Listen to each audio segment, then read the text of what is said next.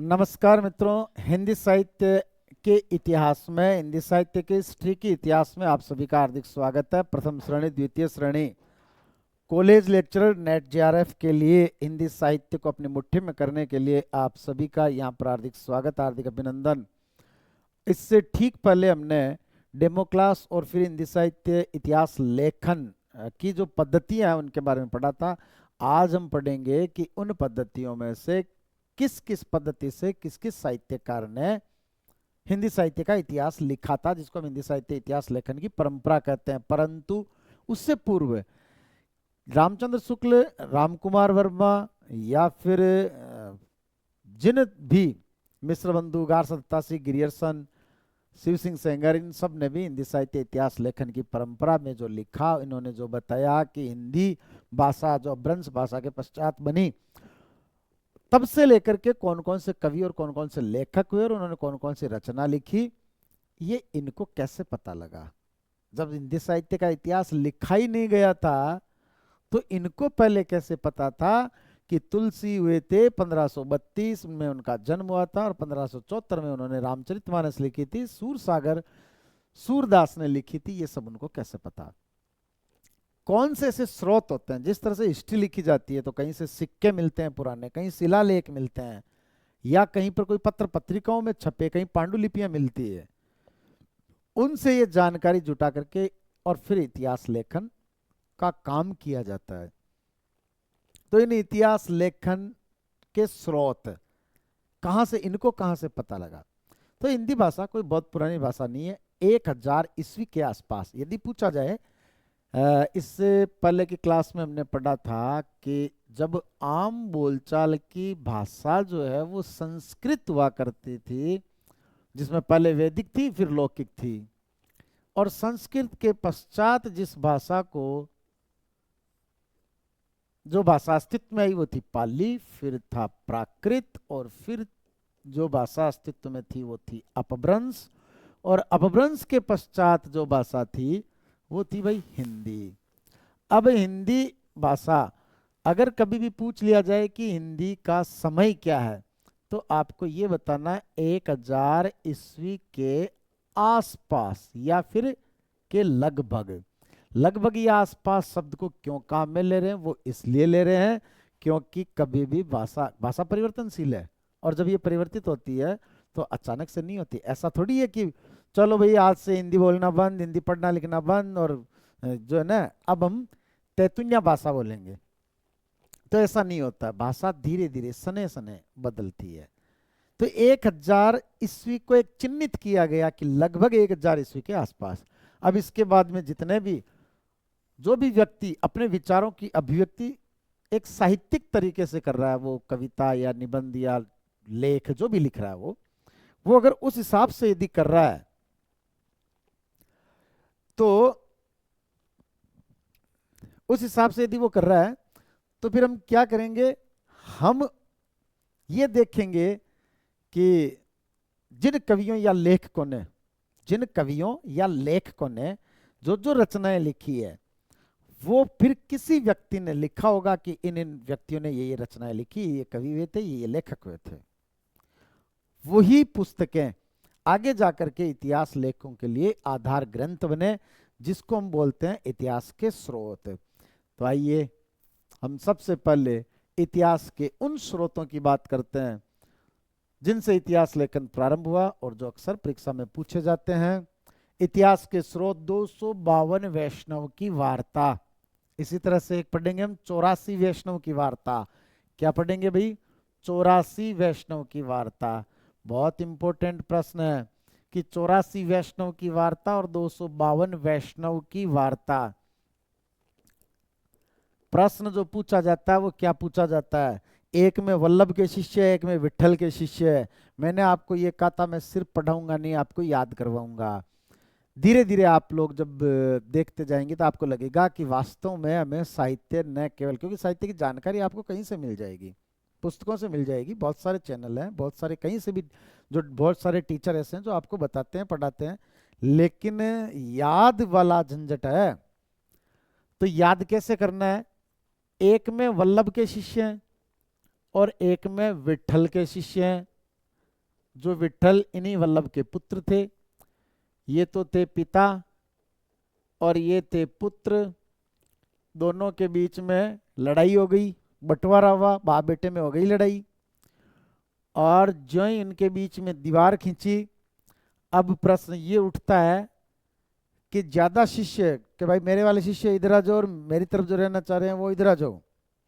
तो जिसके हाथ में लठ है, जिसकी लाठी उसकी भैंस, लठ किसके हाथ में है? विट्ठल के। तो दो जो ज्यादा शिष्य हैं वो उनकी तरफ आ गए। तो विट्ठल ये इनके शिष्य 252, और वल्लभ ये इनके शिष्य 84 वैष्णव। तो जो कम वाले हैं वो वल्लभ के हैं, ज्यादा वाले हैं वो विट्ठल के हैं। तो ये चीज अभी आगे आ जाएगी कि 252 वैष्णव की वार्ता। ये क्या नाम मुझे इधर लिखना चाहिए था, है ना, थोड़ा सा समझ लेना आप। ये जो है ना, ये विट्ठल के, उससे क्या है कि इन फ्यूचर ये तीर के निशान आपके गड़बड़ नहीं करेंगे। विट्ठल के शिष्य है, और ये थे वल्लभ के शिष्य।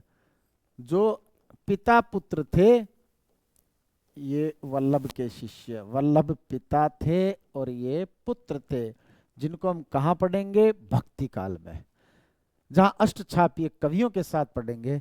तो अभी तो ये ध्यान रखना, जिसके हाथ में लठ उसके शिष्य ज्यादा। अब अगली बात, प्रश्न पूछा जाता है कि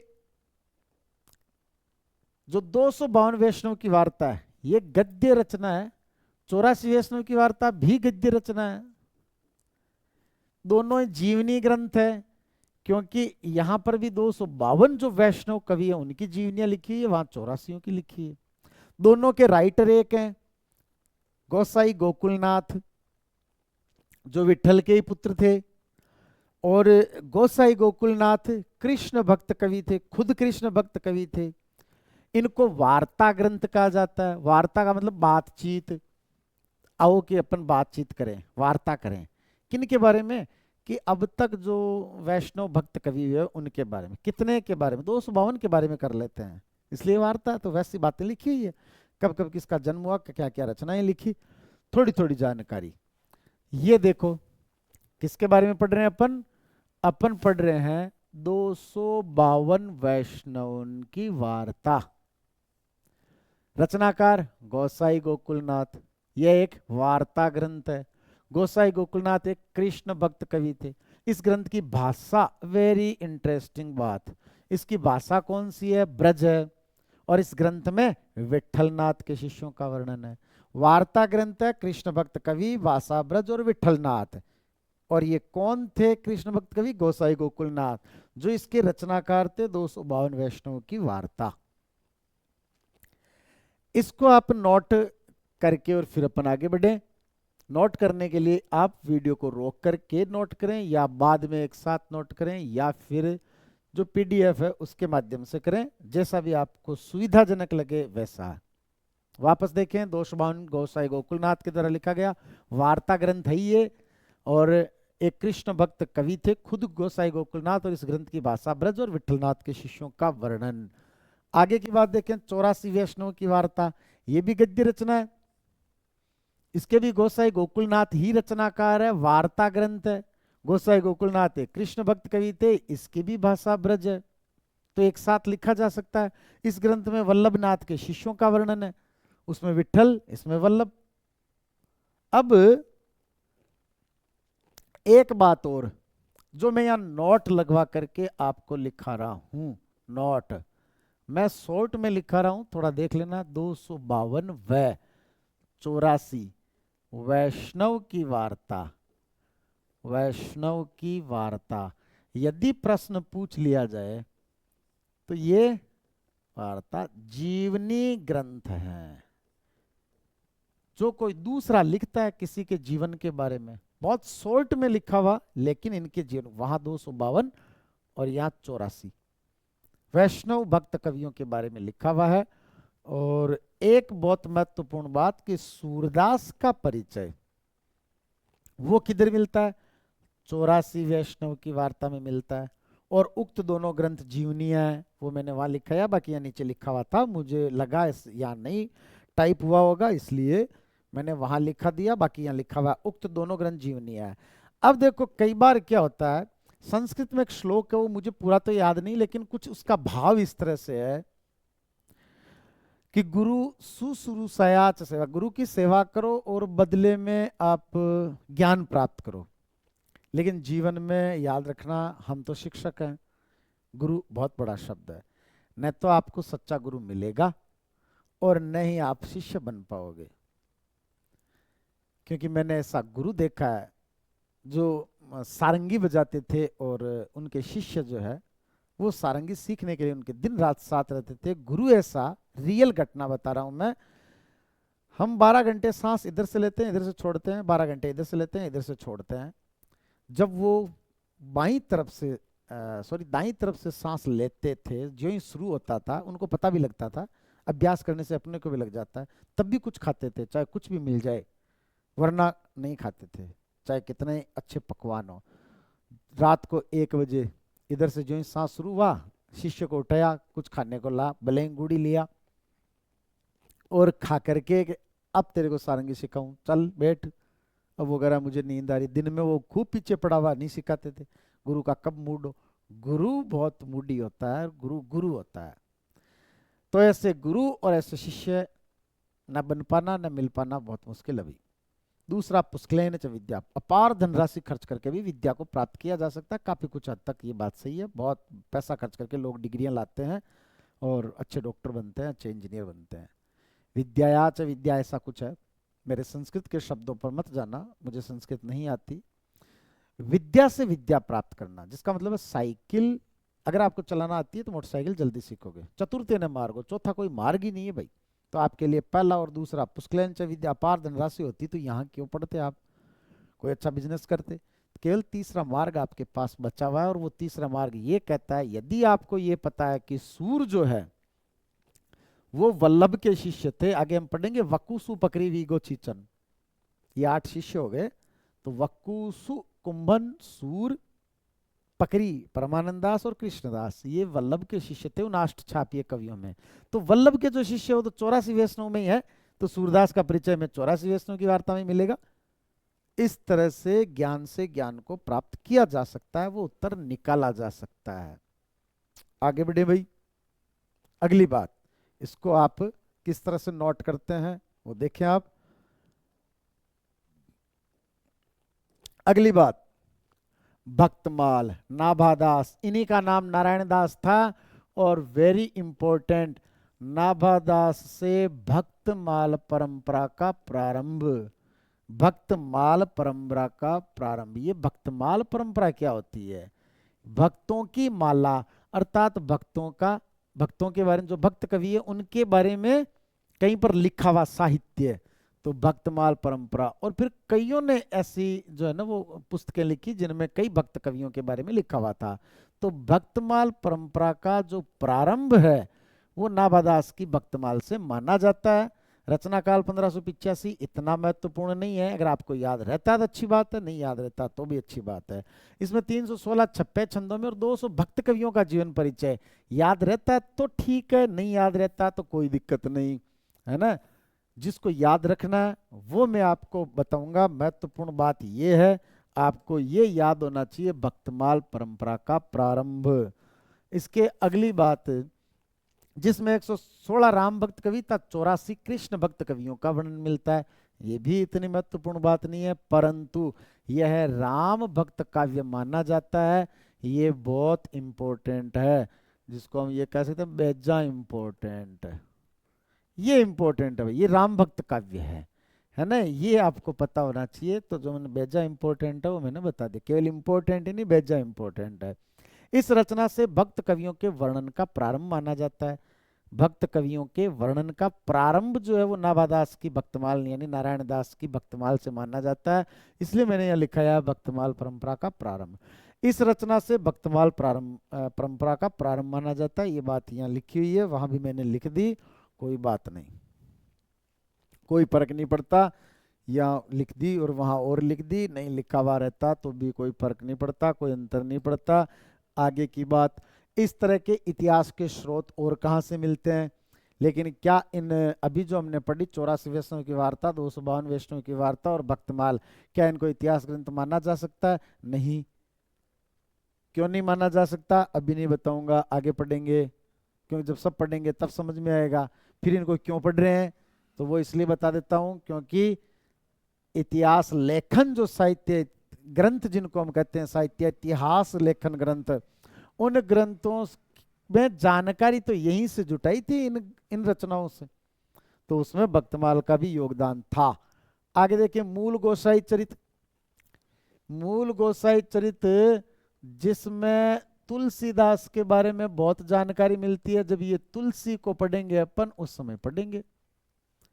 तो मूल गोसाई जो चरित है वो लिखी हुई किसकी है, वो वेणी माधव दास की। इनके नाम के पहले बाबा भी लगाया जाता, बाबा वेणी माधव दास। ये बात इंपॉर्टेंट है, ये इंपॉर्टेंट नहीं है रचना काल 1630 ईस्वी, इनको रटने की आवश्यकता नहीं है ना, ऐसे बावड़े भी हो जाओगे रट रट के, तो ये नहीं रटना है। जो चीज रटनी है वो मैं आपको याद करवाऊंगा और वही आपको याद करनी है। फिर लिखी हुई क्यों है, लिखी हुई इसलिए है क्योंकि जब आप कल को हो सकता बहुत गंभीर एग्जाम दे रहे हो, कई बार ऐसा होता है, तो उस समय देखी जाएगी फर्स्ट ग्रेड सेकंड ग्रेड के लिए या कॉलेज लेक्चर के लिए आवश्यक नहीं है। ये अगर कोई पीएचडी करता है कि साहब मैं तो इनमें कर रहा हूँ इतिहास के स्रोत में, तब ये महत्वपूर्ण बनती है।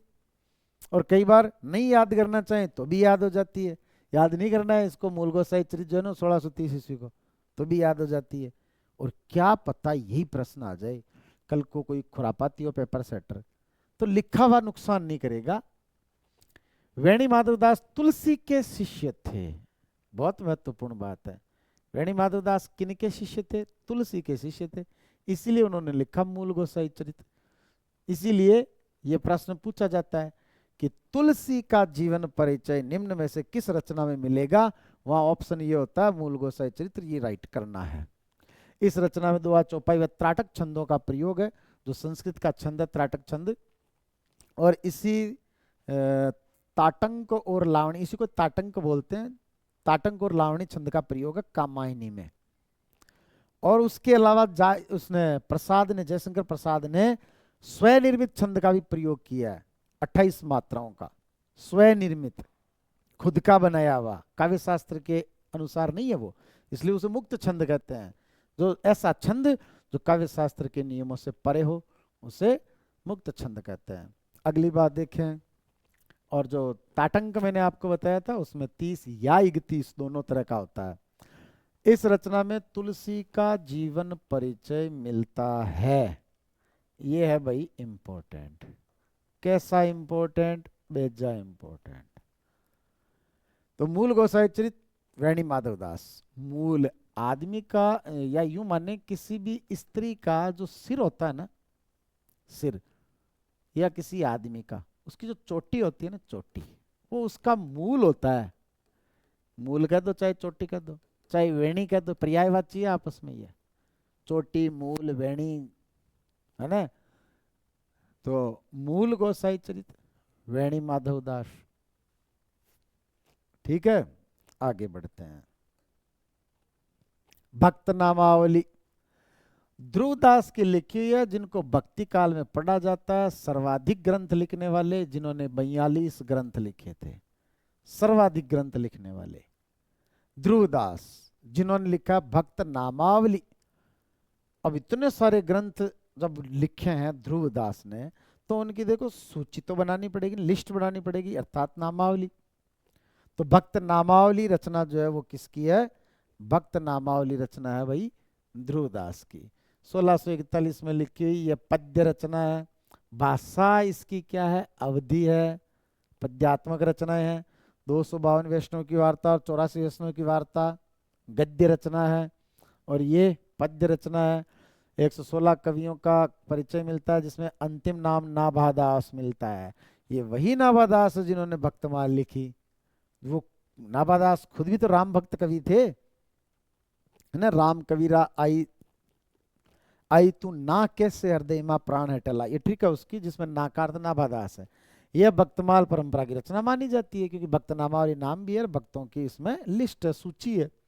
तो कौन कौन सी बात महत्वपूर्ण है, वो बात ये महत्वपूर्ण है भाई कि ध्रुवदास भक्त नामावली के द्वारा लिखी गई है। इनको भक्ति काल में पढ़ेंगे, 42 ग्रंथ इन्होंने लिखे, ये पद्य रचना है और इसकी भाषा अवधि है। एक तो ये महत्वपूर्ण बात है, और जिसमें अंतिम नाम नाभादास मिलता है, और ये भक्तमाल परंपरा की रचना मानी जाती है। ये लिखने के पश्चात आप आगे देखें कवि नामावली। तो कवि नामावली जो है वो किन की लिखी हुई है? कवि नामावली लिखी है भाई हरिराय तुलसी की। कवि नामावली, कवियों की सूची हरिराय तुलसी की लिखी हुई है। तो कवियों की नामावली हरिराय तुलसी की। कालिदास हजारा, इनको अपन रीतिकाल में पढ़ेंगे। कालिदास त्रिवेदी, रीतिकाल में पढ़ेंगे इनको। कालिदास त्रिवेदी को कब पढ़ेंगे? इनको पढ़ेंगे रीतिकाल में।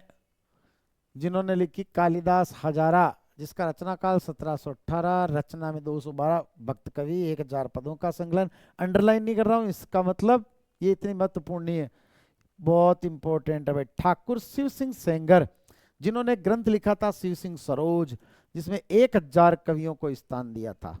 कितने कवियों को? 1000 कवियों को। शिव सिंह सेंगर सहस्र कवि, कवि जीवन रचना काल, हिंदी में वर्णा रीति से किया बिंदु प्रस्थान। ये उनके साहित्य इतिहास लेखन की संपूर्ण विशेषताएं, क्या क्या तथ्य है वो याद रखने जो है वो। तो शिव सिंह सेंगर ने इस कालिदास हजारा पुस्तक से रचना की थी अपने शिव सिंह सरोज ग्रंथ की। इसी रचना के आधार पर ठाकुर शिव सिंह सेंगर ने शिव सिंह सरोज की रचना की है। किस ग्रंथ को आधार बनाकर? कालिदास हजारा को, जो किसकी लिखी? कालिदास त्रिवेदी की लिखी, जो रीतिकाल के हैं। तो कवियों के जो नाम है वो आपको लिखने हैं भाई हरि तुलसी, और कालिदास हजारा कालिदास त्रिवेदी है।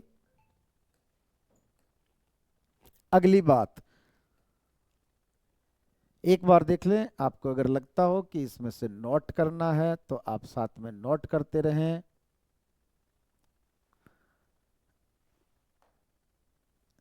कवि नामावली, कवि नामावली जो है वो सूदन की भी है।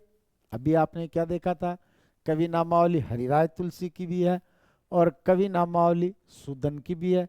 रचना काल से कोई मतलब नहीं है, बस इसमें मात्र 10 कवि हैं, इसलिए थोड़ा सा ये देख लें कि कवि नामावली जो सूदन वाली है उसमें कुछ ही हैं। सूदन जो सूद होता है,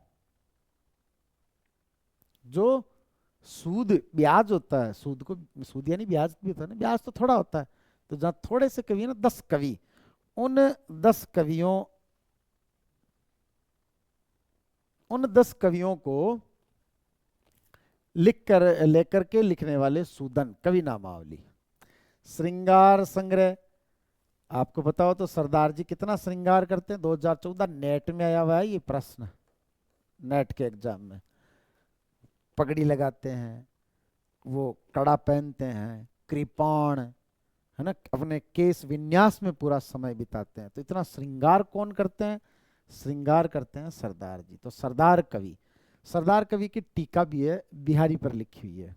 प्रामाणिक टीका यद्यपि जगन्नाथ दास रत्नाकर की है, लेकिन सरदार कवि ने भी बिहारी की टीका लिखी है, जिसका रचना काल 1847, जिसको अपने को याद नहीं रखना है, जो अंडरलाइन है उनको याद रखना है, वो महत्वपूर्ण है। कवि रत्नमाला, ये जब सेट का एग्जाम होता था, उस सेट के एग्जाम में आया हुआ है कवि रत्नमाला मुंशी देवी प्रसाद।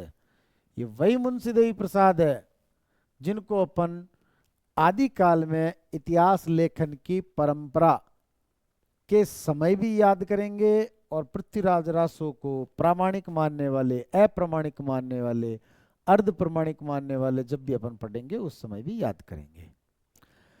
रचना काल 1911, कोई मतलब नहीं है इस बात से। कवि रत्नमाला, रत्नों की माला मुंशी देवी प्रसाद, जो मुंशी जी होते हैं देखो, रत्नों की माला वही पहन सकते हैं, दूसरे कौन पहनेंगे, है ना।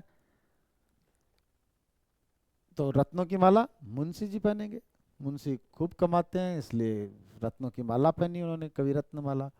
उक्त पुस्तकों में साहित्य के इतिहास की आंशिक जानकारी मिलती है, परंतु इनमें कालक्रम, सन संवत आदि का अभाव मिलता है।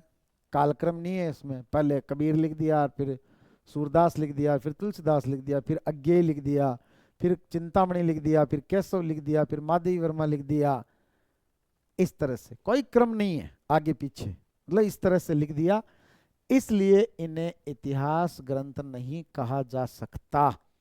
प्रश्न देखें आप कि 84 वैष्णव की वार्ता, 252 वैष्णव की वार्ता, कवि रत्नमाला, कवि नामावली, भक्त माल, भक्त नामावली, ये जो जितने भी ग्रंथ है इनको इतिहास ग्रंथ क्यों नहीं माना जा सकता? जब इतिहास में शिव सिंह सरोज ने, जब कालिदास हजारा से ही कवियों के बारे में, लेखकों के बारे में लिखा है, तो फिर उसको इतिहास ग्रंथ क्यों नहीं माना जा सकता? तो उनमें कालक्रम, सन संवत, काल विभाजन, नामकरण कुछ नहीं है। तो जब वो नहीं है तो उन्हें इतिहास ग्रंथ नहीं माना जा सकता।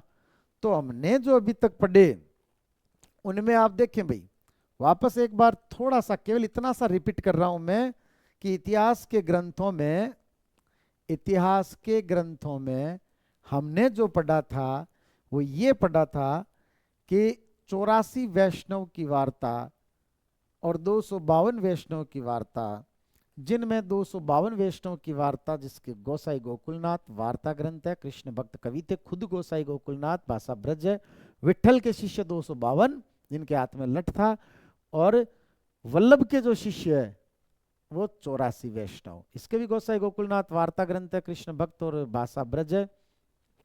वल्लभ के इसमें शिष्यों का वर्णन है, 84 और गद्य है ना, गद्य रचना, और 84 वैष्णव उनकी वार्ता में मिलता, उक्त दोनों ग्रंथ जीवनियां हैं। अगली बात भक्तमाल नाभादास की लिखी है, जहां से भक्तमाल परंपरा का प्रारंभ होता है। राम भक्त काव्य जो है ना, ये है इनका, नाभादास का खुद राम भक्त कवि थे और यहीं से भक्त कवियों का प्रारंभ माना जाता है। मूल गोसाई चरित्र वैणी माधव दास, जिसमें तुलसी का जीवन मिलता है, और भक्त नामावली ध्रुवदास, जिन्होंने 42 ग्रंथ। ध्रुव आपको पता है कितने बड़े भक्त थे ध्रुव? ध्रुव प्रहलाद, जो चदरिया झिनी झिने उस भजन में भी आता है, ध्रुव प्रहलाद सुदामा ने ओढ़ी, ध्रुव प्रहलाद सुदामा, इस तरह के भक्तों में नाम शामिल है। तो भक्त नामावली ध्रुवदास भाषा इसकी अवधि है, और नाभादास इसमें अंतिम नाम मिलता है। ये भी भक्तमाल परंपरा की रचना मानी जाती है। कवि नामावली हरिराय की है, एक सुदन की है, वहां केवल स्पेस लगा हुआ था, उससे कोई अंतर मत देखना, जहां मात्र 10 कवियों का, सूद जो है ना वो थोड़ा होता है। कालिदास हजारा कालिदास त्रिवेदी की होगी, जिनको रीतिकाल में पढ़ेंगे। शिव सिंह सेंगर ने अपने शिव सिंह सरोज रचना में इसको शामिल किया। श्रृंगार संग्रह, श्रृंगार सरदार जी करते हैं। कवि नामावली सुदन वाली मैंने आपको बताई दी 10 कवि। आगे की बात है कवि रत्नमाला, रत्नों की माला तो मुंशी जी पढ़ेंगे, देवी प्रसाद, और इन सभी को आंशिक जानकारी मिलती है, इसलिए इनको इतिहास ग्रंथ नहीं कहा जा सकता, है ना, इनको इतिहास ग्रंथ नहीं कहा जा सकता। अब इसके बाद में आगे क्या पढ़ेंगे, केवल इतनी सी तो बात थी इतिहास के स्रोत। अब हम पढ़ेंगे इतिहास लेखन की परंपरा, और इतिहास लेखन की परंपरा में मात्र एक पढ़ेंगे आज, 7 या 8 होते हैं उसमें, तो उनमें से एक को आज पढ़ेंगे जो सबसे महत्वपूर्ण है। सबसे पहले इतिहास ग्रंथ लिखने वाले विद्वान कौन हैं? इतिहास का यूं समझो कि सबसे पहले ग्रास किसने लिया? इतिहास का पहला ग्रास, इतिहास लेखन का, इतिहास लेखन का पहला ग्रास। ग्रास का मतलब क्या जानते हो ना?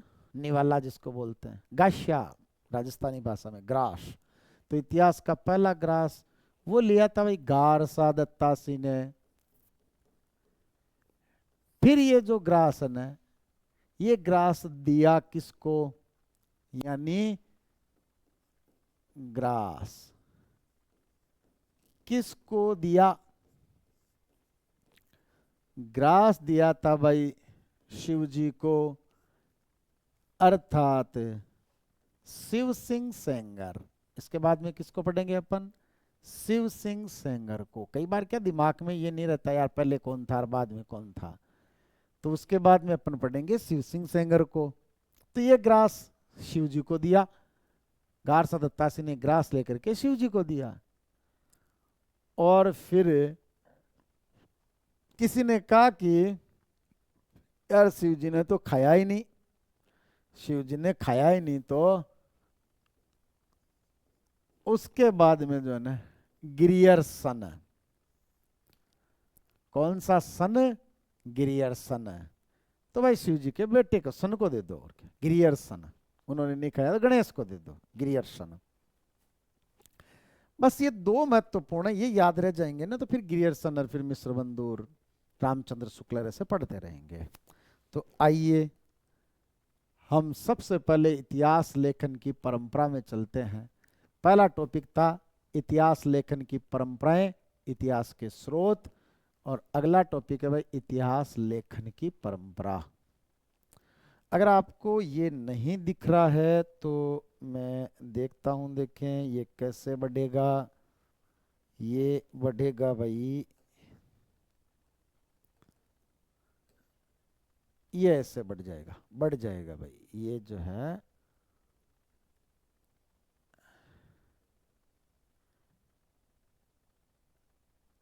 ये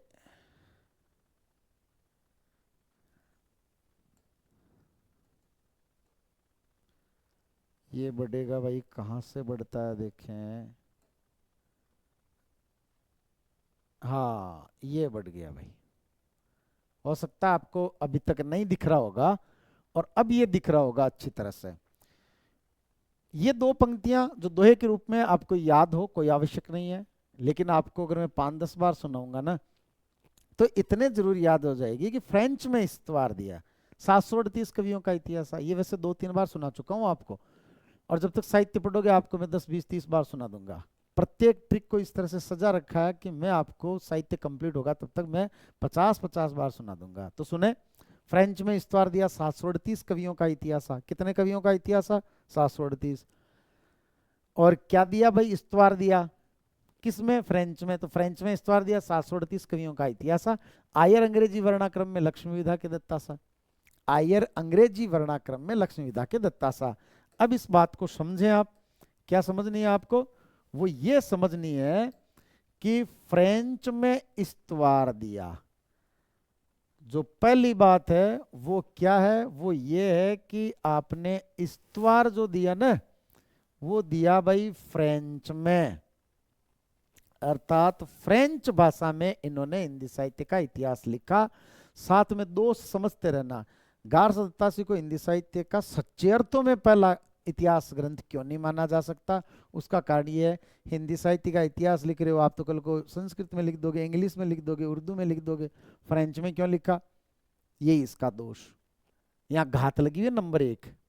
इस्तवार, इसका मतलब इस्तवार वाली पुस्तक। अंग्रेजी की 2 ग्रंथ पढ़ोगे आप, इस्तवार द ला लिटरेचर इंडो हिंदुस्तानी, और एक पढ़ोगे आप the modern vernacular literature of northern Hindustan. दोनों में कंफ्यूज होता है यार, गार सत्तासी वाली कौन, ग्रीसन वाली कौन सी। तो फ्रेंच में इस्तवार दिया, 738 कवियों का इतिहास। आयर अंग्रेजी वर्णाक्रम में लक्ष्मी विधा के दत्तासा। दत्तासा का मतलब है गारसा दत्तासी। दत्तासा का मतलब क्या है? दत्तासा का मतलब है भाई गारसा दत्तासी की ट्रिक है ये, क्योंकि अपन ये भूल जाते हैं ट्रिक है किसकी। तो आपको इतना याद रह जाए ना, 738 कवियों का इतिहास, उससे ही काम हो जाएगा। तो पुस्तक इस्तवार दला लिटरेचर हिंदुस्तानी वाली दत्तासा की है। 738 का मतलब है इन्होंने कुल 738 कवियों को शामिल किया था, और इनमें से एक तो 8 हटाना है आपको। क्या हटाना है? 8। 8 को हटाना है, और एक मेरी तरफ से माइनस करना है। 8 को हटाते 73 रह गए, एक मेरी तरफ से माइनस करते 72 रह गए। ये 72 जो है ये हिंदी के थे। बाकी किसके थे फिर? बाकी उर्दू के, फारसी के, अपभ्रंश के, उन कवियों को इन्होंने शामिल कर दिया। ये भी दोष था। तो पहली बात तो फ्रेंच में क्यों लिखा। दूसरी बात, हिंदी साहित्य का इतिहास लिख रहे हो और हिंदी के कवियों को लेख को शामिल करना था। ऐसे तो आप इंग्लिश वाले ही कर दोगे, शेक्सपियर, टॉल्स्टॉय, वो पता नहीं क्या क्या कर देते, तो वो गड़बड़ हो गई। आयरलैंड की जो ट्रांसलेशन कमेटी थी उसने इसका अनुवाद किया था। आयर का मतलब हुआ अंग्रेजी वर्णाक्रम। अंग्रेजी वर्णाक्रम का मतलब है अंग्रेजी डिक्शनरी के अकॉर्डिंग एबीसीडी।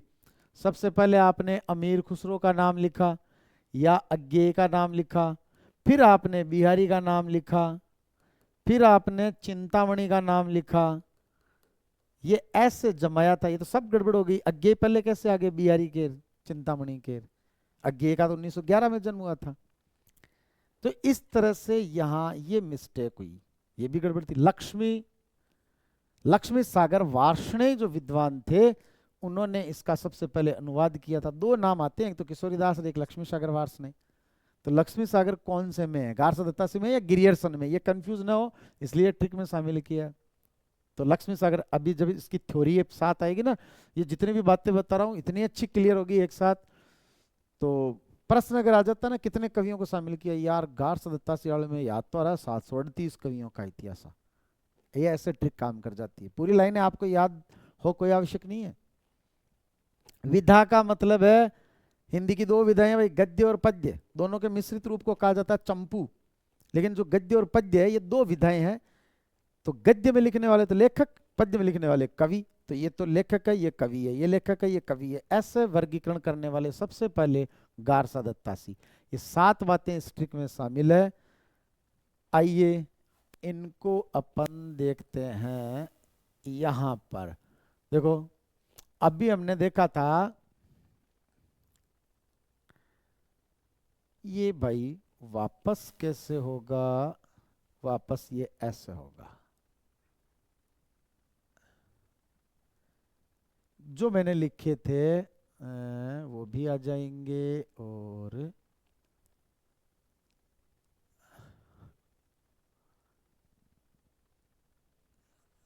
तो ये था,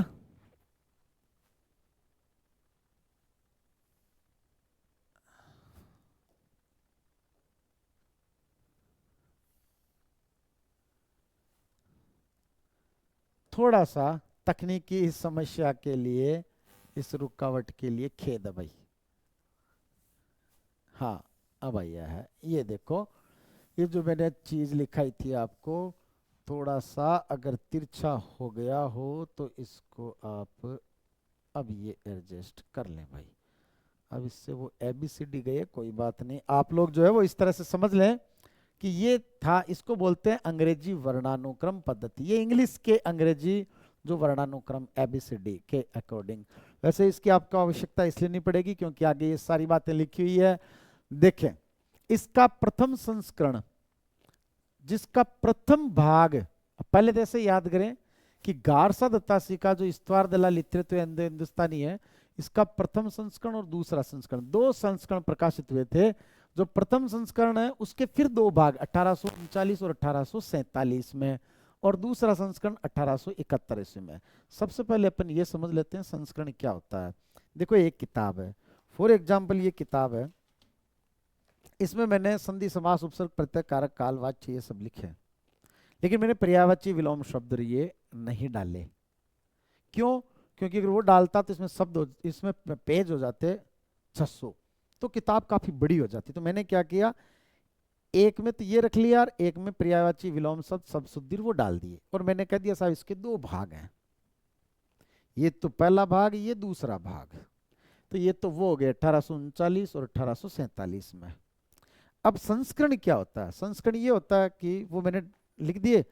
अब मैंने नोट किया यार पर्यायवाची तो इसमें कम से कम, क्योंकि 100-125 डाले थे, 100-125 तो और होने चाहिए थे, वो मैंने थोड़े उसमें और डाले बीच बीच में, क्योंकि उनको भी एबेसद वो क्या या शब्दकोश के अनुसार जमाना है उनको, तो उनको जमा करके बीच बीच में डाले, तो किताब थोड़ी सी और बढ़ गई।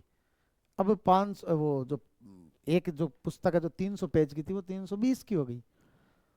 अब मैंने उसको फिर से न्यू एडिशन के रूप में निकाला, वो दूसरा संस्करण है। तो प्रथम संस्करण जो 1839 और 47 में है, दूसरा संस्करण इनका जो छपा वो 1871 ईस्वी में है।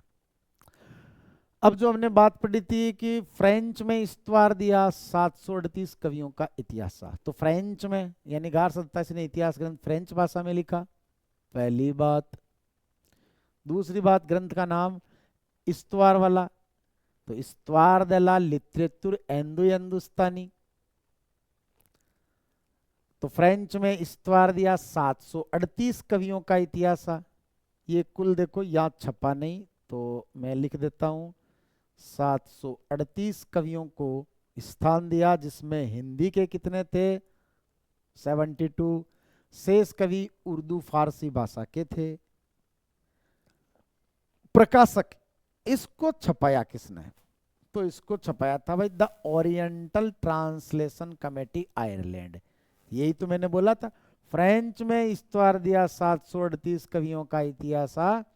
आयर अंग्रेजी, आयर का मतलब आयरलैंड। आयर अंग्रेजी, अंग्रेजी का मतलब अंग्रेजी वर्णाक्रम में प्रस्तुत किया था, एबीसीडी में प्रस्तुत किया था। बस ये चीज अगर मैं आपको लिखाता तो समय बहुत लगता, आप लोगों को समझा दिया, लिखने में समय न लगे इसके लिए मैंने आपको इस तरह से प्रेजेंट किया है। तो the oriental translation committee Ireland प्रकाशक थे, और आयर अंग्रेजी वर्णाक्रम में लक्ष्मी विधा के दत्तासा। तो ये लक्ष्मी विधा क्या है वो देखें आप। लक्ष्मी सागर वार्ष्णेय ने, जो यहाँ लिखा हुआ था लक्ष्मी विधा, तो लक्ष्मी सागर वार्ष्णेय ने 1953 ईस्वी में, ये याद नहीं रहे तो कोई दिक्कत नहीं, हिंदी अनुवाद किया जिसमें कुल 358 था, हिंदी के रचनाकार 220 थे। कुल तो 358 थे और हिंदी के कितने थे 220, तो इन्होंने भी वो उर्दू फारसी वाले शामिल कर दिए थे। तो लक्ष्मी सागर वार्ष्णेय ने गार 27 द्वारा लिखित ग्रंथ को हिंदी साहित्य का प्रथम इतिहास ग्रंथ माना है। ये प्रश्न बहुत आता है भाई, ये बहुत पूछा जाता है कि गारसा दत्तासी के इस्तवार द लिटरेचर हिंदुस्तानी को हिंदी साहित्य का प्रथम इतिहास ग्रंथ मानने वाले विद्वान कौन है। इसीलिए तो लिखा है था लक्ष्मी विधा के दत्तासा।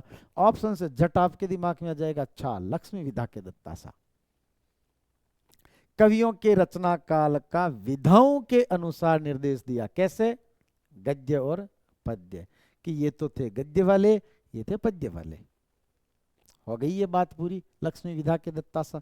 परंतु कुछ एकाध बातें ऐसी भी है जो आपके उस ट्रिक में शामिल नहीं हो पाई। कौन सी में, फ्रेंच में इस्तवार दिया 738 कवियों का इतिहास, अंग्रेजी वर्णाक्रम, आयर अंग्रेजी वर्णाक्रम में लक्ष्मी विधा के दत्तासा। हिंदी साहित्य का सर्वप्रथम इतिहास प्रस्तुत करने वाले विद्वान, लेकिन ये पहले बता चुका हूं, हिंदी साहित्य का सबसे पहला ग्रास गारसा दत्तासी ने लिया। इस ग्रंथ में हिंदी के प्रथम कवि के बारे में कोई विचार नहीं किया गया। इन्होंने ये बताया ही नहीं था कि भाई मैं हिंदी का इसको पहला कवि मानता हूं, मैं हिंदी की प्रथम रचना इसको मानता हूं। ये दोष थे। और कौन कौन से दोष थे जो मैं आपको बता चुका हूं, फ्रेंच में नहीं लिखना था। अगर ये पूछा जाए दोष, तो नंबर 1 बात, फ्रेंच में क्यों लिखा, हिंदी साहित्य का इतिहास फ्रेंच में क्यों, 738 में से 72 थे हिंदी के, केवल 72, केवल 72 हिंदी के, शेष उर्दू फारसी के थे, क्यों, ये भी दोष है। अगली बात, अंग्रेजी वर्णानुक्रम पद्धति में लिखा, उससे कालक्रम का तो अता पता ही नहीं रहा, तो कालक्रम क्यों नहीं था। और फिर अगली जो बात वो ये है कि जब कालक्रम नहीं था तो फिर काल विभाजन और नामकरण भी नहीं होगा। प्रथम कवि क्यों नहीं बताया भाई आपने, ये भी दोष। ये सब क्या है, ये सब है भाई इनके दोष, ये दोष हैं किनके, गारसा दत्तासी के। इस ग्रंथ में कुल 4 अध्याय हैं। इसमें अध्याय कितने हैं, 4। तो ये इतनी महत्वपूर्ण बात तो नहीं है, फिर भी इस ग्रंथ में शामिल प्रथम कवि का नाम अंगद एवं अंतिम कवि का नाम हेमंत। बहुत इंपॉर्टेंट बात है, इस बात को समझें। हो सकता है आपके माइंड में आ जाए, अभी तो आप कह रहे थे प्रथम कवि का कहीं उल्लेख ही नहीं है, उसमें और इसमें क्या अंतर है। इन्होंने कुल 738 कवि जो लिखे, कुल कितने कवि, कुल 738 कवि। उन 738 कवियों में इन्होंने जिस पैटर्न को अपनाया वो पैटर्न था भाई अंग्रेजी वर्णाक्रम। अंग्रेजी वर्णाक्रम का मतलब है अंग्रेजी की डिक्शनरी, और अंग्रेजी वर्णानुक्रम, अंग्रेजी वर्णानुक्रम पद्धति, जिसमें यह था कि आ जाओ भाई ए वाले सबसे पहले, तो इन्होंने लिखा अंगद, फिर नाम लिखा अज्ञेय का, फिर नाम लिखा अमीर खुसरो का, ऐसे ऐसे करते करते ये कहां तक पहुंचे थे, एच तक, इसके बाद वालों का तो लिखा ही नहीं इन्होंने, तो एच पर था हेमंत, ये अंतिम कवि। लेकिन इन्होंने ये नहीं कहा था कि हिंदी का पहला कवि अंगद है, नहीं, इसकी कोई चर्चा ही नहीं की कि भाई सबसे पहले कविता लिखने वाला कौन था। तो हिंदी का प्रथम कवि, उसकी चर्चा नहीं की इन्होंने, ये तो डिक्शनरी के हिसाब से जमा दिया, ए पर नाम पहले आ रहा था इसलिए। हिंदी का प्रथम कवि कौन था, इस पर गारसा दत्तासी, इस पर गारसा दत्तासी ने कोई पक्ष नहीं रखा, कोई उल्लेख नहीं किया, कहीं कोई चर्चा नहीं की, कहीं कोई वर्णन नहीं किया, कोई उल्लेख नहीं किया। ये बात समझ में आ गई होगी, अगर नहीं समझ में आई तो आप अपना सजेशन, अपना कमेंट करके, रिप्लाई करके बताएं।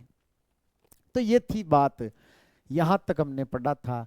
आगे जब भी अपन पढ़ेंगे तो जो भी आगे इसके बाद में, क्योंकि मौलवी करीमुद्दीन फिर शिव सिंह सेंगर, मौलवी करीमुद्दीन का मैंने नाम आपको इसलिए नहीं बताया क्योंकि केवल इनका अनुवाद ही माना जाता है वो, इसके बाद में जो महत्वपूर्ण है वो शिव सिंह सेंगर है, लेकिन मौलवी करीमुद्दीन के बारे में पढ़ेंगे। मिलते हैं अगली क्लास में, धन्यवाद।